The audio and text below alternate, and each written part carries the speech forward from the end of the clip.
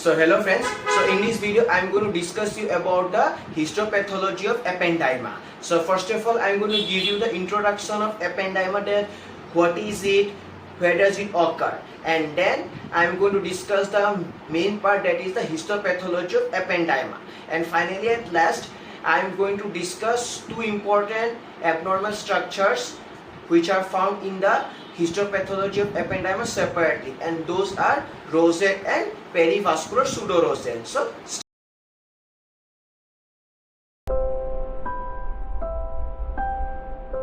So friends, so you should know that this ependymoma is a tumor that occurs in the CNS. So this is the main basic part, and also you should know that this ependymoma occurs in the fourth ventricle and also in the spinal cord. So these are the some of the important basic points of the ependymoma. So hello friends, so now I am going to explain you about the histopathology of the ependymoma. So see this is the histopathology of ependymoma, and these are the structures which are found in this ependymoma. So first of all you can see that these are the tumor cells, and here you can notice that all these tumor cells which are there, they are similar to one another in terms of size, shape and appearance. So therefore I have written that uniformly shaped tumor cells are present. So this is the first, that is identifying feature.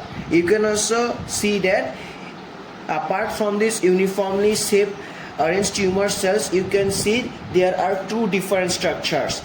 What are those two different structures? The first one is the ependymal rosette and the second one is the perivascular pseudorosette. What are those?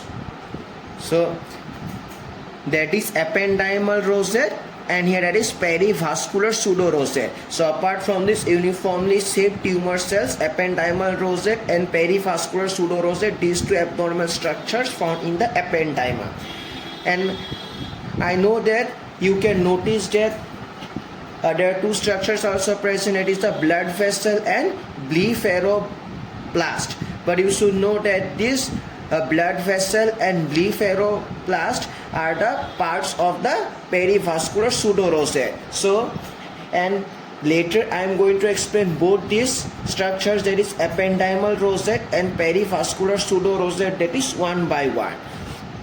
But till now, that is what are the microscopic structures you have seen in the histopathology. That is the first one is the uniformly shaped, that is tumor cells. This is the first thing, and the second one is the ependymal rosette, and the third one is the perivascular pseudorosette. So see what I have written. So the microscopic features, the first, that all the tumor cells are similar to one another in terms of shape and size. So this is the first thing. And second, that is ependymal rosettes in C. So these are the ependymal rosettes, and the third, that is the perivascular pseudorosettes.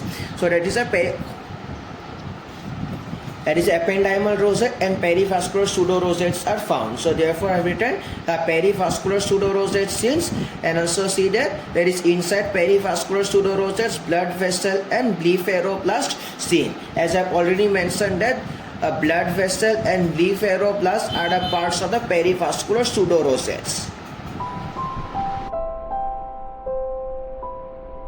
Friends, so now I am going to explain that is ependymal rosette and perivascular pseudorosette, that is in details, that is one by one in details. So let's discuss about that is ependymal rosette. So see that, so all these are the, that is uniformly shaped tumor cells. As I have already explained that in case of that is ependymoma, that is uniformly shaped tumor cells are present. So therefore that is that these are the, that is uniformly shaped tumor cells are there. Now here see that these uniformly shaped tumor cells, they are arranged with respect to one another in such a manner that they form a structure, and also you can notice that that structure is almost similar to a rosette. Now, so therefore you can simply remember that these tumor cells arrange with respect to one another in such a manner that they form a rosette-like structure, and that a rosette-like structure which is formed by that is the uniformly shaped tumor cells due to arrangement, and that is known as ependymal rosette. See there. So here that is a tumor cells. So what I written? So here tumor cells that is arranged with respect to one another in such a manner that they form a rosette-like structure. See there. So this is the, so therefore is I written that is ependymal rosette. So why ependymal rosette? The main reason is that these tumor cells are arranged with respect to one another by forming a rosette-like structure. So therefore this is known as ependymal rosette. So that's all about the ependymal rosette. Now let's discuss about the perivascular pseudorosette.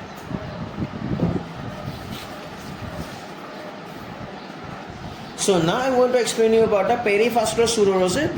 But please see this diagram, that my rough diagram. So first of all, you should know that in perivascular pseudorosette, that first of all you should know that there is a blood vessel is present at the center. So see that this is the blood vessel. So that blood vessel is present at the center. Now around that blood vessels, that's around the tumor cells that is arranged around that blood vessel. So see that. So these are the tumor cells which are arranged around the blood vessels. So these are the, that is uniformly shaped tumor cells. And also you should know that each of these tumor cell, so here that is bears cilia-like structure, and this cilia-like structure that is moves towards the central blood vessel, and that is the perivascular pseudorosette. So first of all you should know that in case of that is perivascular pseudorosette, at center that is blood vessel is present at center. So this is the a blood vessel. Now around that blood vessel, that these tumor cells, are arranged around that blood vessel. So here that is a tumor cells. So see that. So around the central blood vessel, so here tumor cells are arranged. Now, and you should also know that these tumor cells, so here that is bear cilia-like structure, and this cilia-like structure which are that is formed by these tumor cells, and these cilia-like structures move towards the blood vessel. These are known as blepharoblast, and together that these tumor cells, blepharoblast and blood vessels, they together form that is perivascular pseudorosette. Perivascular pseudorosette. So this is the main concept of perivascular pseudorosette. See what I have written. So see that perivascular pseudorosette, that is tumor cells arranged around a blood vessel in the form of rosette. As you can see here, that is blood vessel, and these tumor cells arranged around a blood vessel like a rosette, first thing. And second thing, you can see that these tumor cells bear cilia-like structures, and these structures moves towards the blood vessels. As you can see here, that this is a tumor cell and this is the blood vessel, and this forms cilia-like structure, and this is known as blepharoblast, and this cilia-like structure moves towards the blood vessel. That is, tumor cells bear cilia-like structures, and these cilia-like structures move towards the blood vessel, and these cilia-like structures are known as blepharoblast. And finally at the end, that is I mentioned that this, so here tumor cells, blepharoblast and blood vessels, that together form that is perivascular pseudorosette. So therefore I have written that, so here perivascular pseudorosette contains that is blood vessel, tumor cells and blepharoblast. And see that, so this is a separate diagram of that is perivascular pseudorosette. As here you can see that, so this is the blood vessel which is present at the center.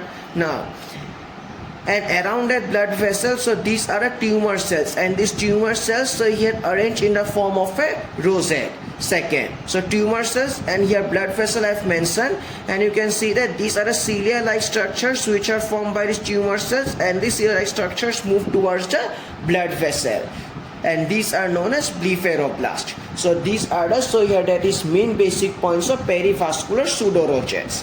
So I have explained that this perivascular pseudorosettes, and here that is ependymal rosette separately. So finally at the end, so what are the structures you have seen in this ependyma?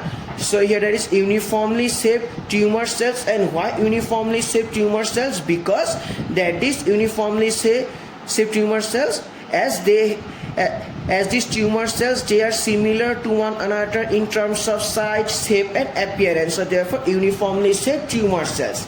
And also that is apart from these uniformly shaped tumor cells, you can see that is the two structures, two abnormal structures, that is the ependymal rosette and the perivascular pseudorosette. So these are the points that I have written here. You can see that is all the tumor cells are similar to one another in terms of shape and size, and second ependymal rosettes and perivascular pseudorosette cells. And finally at the end I have described what are the components of perivascular pseudorosette, that is the blood vessel, tumor cell and blepharoblast. And also that is I have explained that is ependymal rosette and a perivascular pseudorosette. And also why ependymal rosette? Because that the arrangement of tumor cells with respect to one another, that is give a structure which has shapes similar to rosette, or so therefore known as ependymal rosette. So that's all about that is ependymoma, that is a histopathology of ependymoma.